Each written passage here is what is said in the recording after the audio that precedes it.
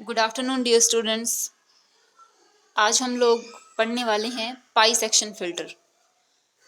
पहले हमने पढ़ा था अपने प्रीवियस लेक्चर के अंदर पाई सेक्शन से पहले पढ़ा था शंट कैपेसिटर फिल्टर, जिसके अंदर क्या होता है, जो रिपल फैक्टर होता है वो इन्वर्सली प्रोपोर्शनल होता है लोड के।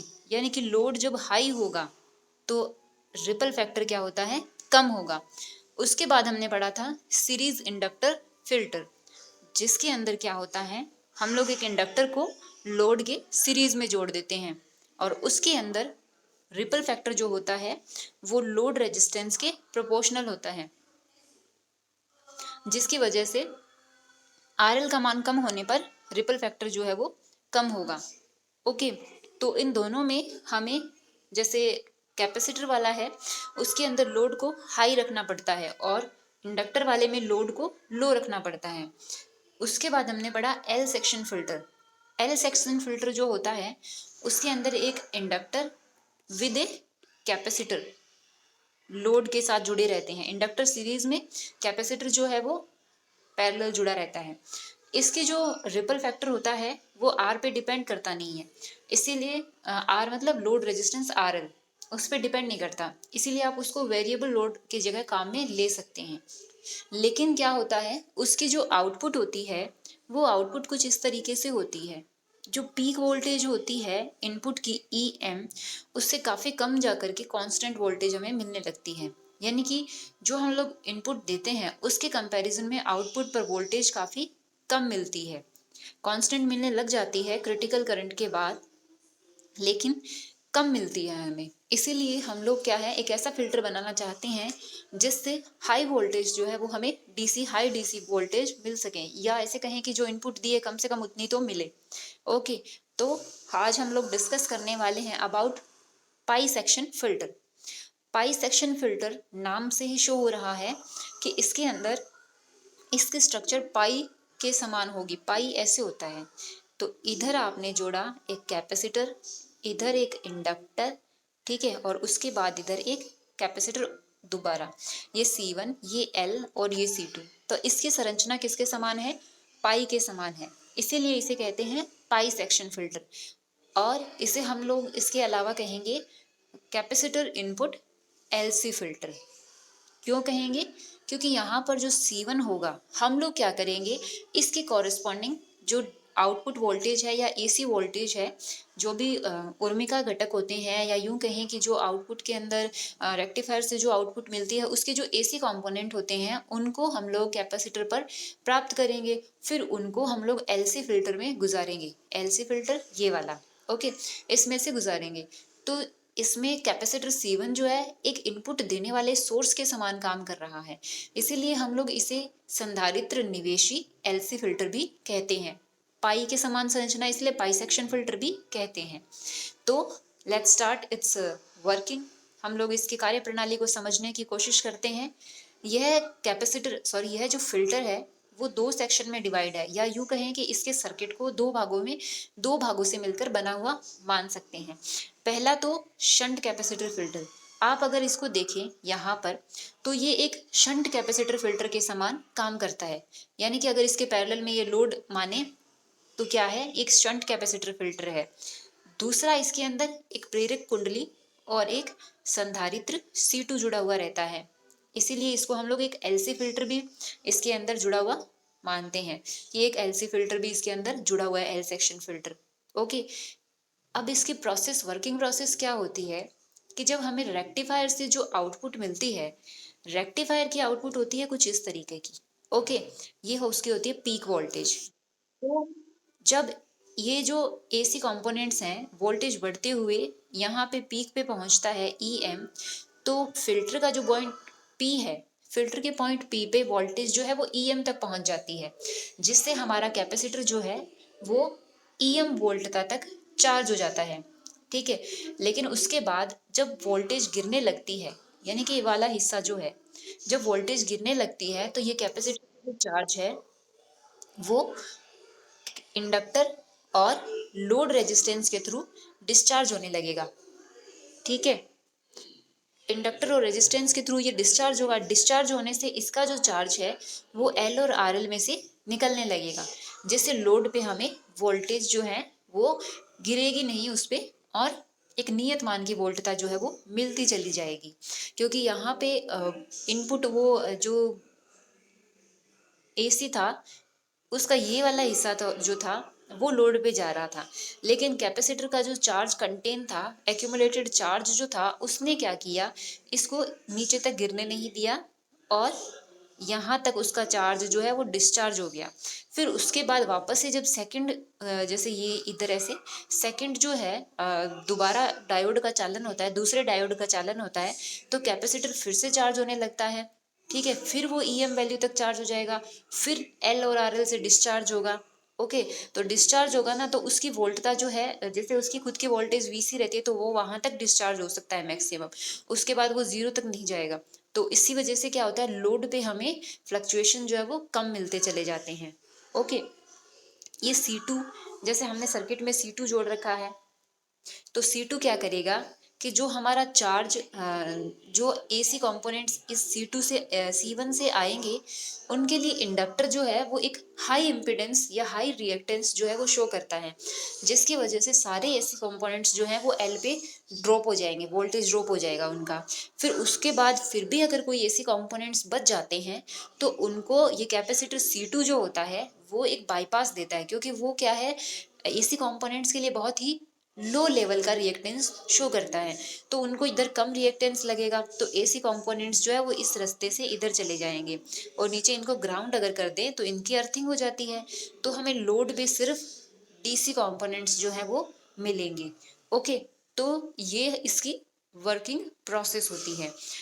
अब अगर हम लोग बात करें इसकी डेरिवेशन की, तो हमने जो C1 कैपेसिटर है उस पे जो फूरिये एक्सपेंशन से या फूरिये प्रसार से जो उर्मिका वोल्टता यानी कि जो एसी कंपोनेंट्स मिलते हैं कैपेसिटर C1 पर, वो ये हैं pi sine 2 omega t minus ER/2 pi sine 4 omega t. ये है द्वितीय सन्नादी और ये है चतुर्थ सन्नादी, लेकिन द्वितीय सन्नादी के कंपैरिजन में चतुर्थ सन्नादी का आयाम 1/2, यानी कि पहले वाली टर्म 2 गुनी है दूसरी से, इसीलिए हम उच्च सन्नादियों को क्या है, रिमूव कर सकते हैं। ओके, तो हमारे लिए जो एसी कंपोनेंट इंपॉर्टेंट है वो कौन सा है, सिर्फ फर्स्ट वाला एसी कंपोनेंट। इसमें ये जो ER है, क्योंकि हमने ये उर्मिका वोल्टता कैपेसिटर C1 से प्राप्त करी है। ठीक है, शुरुआत में वही जो है वो रेक्टिफायर से निकलने वाली आउटपुट से चार्ज हुआ, और वही चार्ज जो है वो मतलब जब वो डिस्चार्ज होगा तो एल और आर एल में से जाता है, एल में से जाता है। ठीक है, तो फिर हमने ये जो उर्मिका वोल्टता है वो उससे प्राप्त करी है कैपेसिटर से C1 से, तो ER यहाँ पे है EMT/RL/C1। टी बराबर होता है पाई/ओमेगा, आप इसको यहाँ पे रख सकते हो। ER का मान यहाँ पे ये है। हमने जब कैपेसिटर शंट कैपेसिटर फिल्टर पढ़ा था ना, उसके अंदर हम लोगों ने ये मान निकाला भी था कि EDC जो होती है वो होती है EM-ER/2। आप वहाँ पे जाके चेक भी कर सकते हो इसको।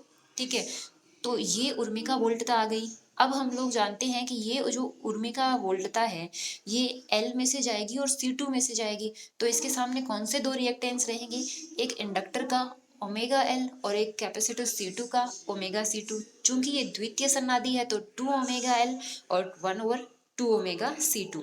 तो उर्मिका धारा का जो मान होगा वो क्या होगा, 2 omega L minus 1/2 omega C2। Current is equal to voltage by reactance, ये हो गया। तो अब यहाँ पे ER का मान रख दीजिए, ER/पाई, और ये 2 ओमेगा C2 ऊपर चला जाता है, तो नीचे क्या बनेगा, 4 ओमेगा स्क्वायर LC2 माइनस 1 बन जाएगा, और साथ में ये साइन 2 ओमेगा टी। अगर हम लोग उर्मिका धारा का वर्ग माध्य मूल मान निकालना चाहते हैं, तो हम लोग जानते हैं कि यहाँ पे टाइम के साथ बदलने वाला कंपोनेंट कौन सा है, सिर्फ और सिर्फ साइन 2 ओमेगा टी है, तो हम लोग सिर्फ उसका ही वर्ग माध्य मूल मान निकाल सकते हैं, बाकी तो सब कांस्टेंट है। तो साइन का स्क्वायर, तो वर्ग और माध्य मतलब 1/t, सारा करंट का जोड़ और बटे टी और मूल, तो इसका रूट आ गया, इसका मान आता है 1/√2। तो तो ये हमारे पास है इंडक्टर और कैपेसिटर C2 में से गुजरने वाली उर्मिका धारा या AC करंट। तो अब हम लोग देखेंगे कि कैपेसिटर C2 पे कितना वोल्टेज ड्रॉप हो रहा है, क्योंकि parallel voltage are always equal. तो ये लोड RL जो है इस पर उतना ही वोल्टेज ड्रॉप होगा जितना कि C2 पर है। जितने AC कंपोनेंट C2 पर है उतने ही लोड पर मिलेंगे। तो current into reactance V is equal to IR। तो C2 पे voltage drop EAC is equal to I into R, omega 1/2 omega C2 से गुणा कर दिया, तो 2 से 2 गया, ओमेगा C2 से ओमेगा C2, तो ER ओवर √2 पाई 4 ओमेगा स्क्वायर LC2 -1। ठीक है, यहाँ पर ये बताया इसने कि शंट कैपेसिटर फिल्टर के अंदर ER जो है वो EMT ओवर RL C1 होता है। T को आप पाई बाई ओमेगा लिख सकते हो। ओके, और डिस्ट वोल्टता जो होती है हम लोगों ने शंट कैपेसिटर फिल्टर में पढ़ा था EM माइनस ER/2। तो यहाँ से EM जब आप कॉमन लेते हो तो ये टर्म काफ़ी लो होती है, इसीलिए डिस्ट वोल्टता जो है वो इनपुट की पीक वोल्टेज तक होती है, EM तक, लगभग EM ही होती है वो। तो अब हम लोग देखते हैं कि उर्मिका गुणांक क्या है। उर्मिका गुणांक एज यू नो हम लोगों ने बहुत बार इसके बारे में पढ़ लिया है कि जो DC हमें मिलती है लोड पे, उसके कंपैरिजन में लोड पे कितने AC मिल रहे हैं। जो C2 पे वोल्टेज ड्रॉप हुआ था वही लोड पे होगा AC कंपोनेंट्स का। तो ये AC कंपोनेंट्स C2 कैपेसिटर पे मिले हमें, वोल्टेज ये मिली। ओके, ड्रॉप का मतलब वोल्टेज ड्रॉप का मतलब वोल्टता ही होता है एक तरीके से, है ना। तो AC कंपोनेंट बटे DC कंपोनेंट, AC कंपोनेंट ये है, DC है EM। तो ER का जब आप मान रखोगे तो EM से EM चला जाएगा और पाई भी आएगा इसके अंदर, तो पाई नीचे, पाई से पाई कैंसिल हो जाएगा। फाइनली हमारे पास ये आ जाता है R is equal to 1/√2 omega RL C1 4 omega square LC2 -1। तो 1 को आप रिमूव कर सकते हो क्योंकि नीचे वाली टर्म्स काफ़ी बड़ी है। तो इस तरीके से हमारे सामने क्या आता है कि रिपल फैक्टर जो है वो इन्वर्सली प्रोपोर्शनल होता है ओमेगा की पावर 3 के। R जो है वो इन्वर्सली प्रोपोर्शनल होता है फ्रीक्वेंसी के, L के, C1 C2 सबके क्या है इन्वर्सली प्रोपोर्शनल होता है। तो ये सब कुछ ना कुछ इनकी जो वैल्यू रहती है, तो अब उनको आप कुल मिला के देखोगे तो रिपल फैक्टर काफ़ी कम हो जाता है। तो for pi section filter R का मान आता है 0.177 ओवर ओमेगा की power 3 C1 C2 L RL। Okay, तो ये हमारे पास है पाई सेक्शन फिल्टर या कैपेसिटर इनपुट LC फिल्टर। लेकिन इसके अंदर दो कमियां हैं। एक तो इसमें सेंटर ट्रैप ट्रांजिस्टर है, ये बीच में से जोड़ना पड़ता है ना हमें, इसकी वजह से क्या होता है ट्रांजिस्टर का साइज काफ़ी बड़ा हो जाता है। सेकंड थिंग, इसमें जो डायोड है उनकी जो पीक इनवर्स वोल्टेज होती है, पीक इनवर्स वोल्टेज क्या होती है, जब डायोड नहीं चल रहा होता है उस टाइम उस पर वोल्टेज, तो वो ट्रू EM होती है। ठीक है, 2 EM के बराबर होती है। तो वो वोल्टेज जो 2 EM है डायोड में, उसको सहन करने की क्षमता होनी चाहिए, यानी कि हमें डायोड को उतना ही स्ट्रॉन्ग लेना पड़ेगा। ओके, उस तरह ये मजबूत डायोड लेना पड़ेगा ताकि उस हाई वोल्टेज को बर्दाश्त करे, वरना वो बर्न हो जाएगा। तो ये दो कमियां इसकी मुख्य रहती है। इनको रिमूव करने के लिए हमने एक और रेक्टिफायर बनाया है, ब्रिज रेक्टिफायर, जिसकी स्ट्रक्चर आपको दिख रही है। ओके, इसमें 4 डायोड होते हैं एक जैसे। तो इसके सेकेंडरी कॉइल के जो टर्मिनल हैं E और F, उनके बीच में E और F से सेकेंडरी कॉइल जुड़ी है और C और A से लोड जुड़ा हुआ है यहाँ पे। ओके, तो इसकी वर्किंग प्रोसेस क्या होती है कि जब हम लोग प्राइमरी कॉइल पे कोई वोल्टेज VI अप्लाई करते हैं, VI is equal to EP sine omega T, तो सेकेंडरी कॉइल पे NEP sine omega T voltage जो है वो इंडक्ट हो जाती है म्यूचुअल इंडक्टेंस की वजह से। तो उससे क्या होता है कि N वहाँ पे क्या है, द्वितीय और प्राथमिक कुंडली के फेरों की संख्या का अनुपात। तो फर्स्ट हाफ साइकिल में जब ये पॉजिटिव और ये नेगेटिव होता है, तो ये वाला जो डायोड है इसका ये पॉजिटिव और ये नेगेटिव है। ये नेगेटिव होने से ये 3 नंबर डायोड का ये नेगेटिव है और ये पॉजिटिव है। तो इस तरीके से ये D1 और D3 जो है वो फॉरवर्ड बायस होते हैं और बाकी दोनों डायोड रिवर्स बायस होते हैं, जिसकी वजह से करंट जो है उसका पाथ होगा D1 लोड, उसके बाद D3। करंट जो है वो इस पाथ से जाती है। लोड में करंट की डायरेक्शन क्या है, ये है। ओके, तो इस वजह से हमें RL पर वोल्टेज ड्रॉप मिलता है। सेकेंड टाइम जब यहाँ पे ये माइनस और ये प्लस होगा, तो प्लस होने से ये प्लस और ये माइनस और ये प्लस, तो D2 और D4 फॉरवर्ड बायस होंगे और करंट जो है वो इस तरीके से प्लस से जाएगा, तो लोड में फिर से उसी डायरेक्शन में करंट फ्लो होता है। इस तरीके से पहले हाफ साइकिल में दो डायोड में से करंट और दूसरे हाफ साइकिल में दो डायोड से करंट जो है वो फ्लो हो जाता है, तो जिससे हमें आउटपुट जो है वो दोनों हाफ साइकिल के लिए मिल जाती है और टोटल आउटपुट जो है वो हमें जो फुल वेव रेक्टिफायर होता है उसके जैसा मिल जाता है। हम लोग एक तरीके से फुल वेव रेक्टिफायर का रिप्लेस ही चाहते हैं, क्योंकि उसमें सेंटर ट्रेप और 2 EM PI inverse peak inverse voltage होने का जो लॉस हो रहा है उसको हम रिमूव करना चाहते हैं, तो उसके जैसा हमें ब्रिज रेक्टिफायर से मिल रहा है। और करंट भी जैसे 0 to T/2 पहले हाफ साइकिल में Im sin ओमेगा टी, क्योंकि current I1 is equal to VS over resistance किसका होगा, सेकेंडरी कॉइल, फिर उसके बाद दो डायोड में से गुजरेगा, फिर लोड में से। ओके, तो ये हो गया Em sin omega T over R plus RL। R is resistance of secondary coil plus two forward bias diode. Okay, तो I2 जीरो होगा बाकी दो डायोड में से।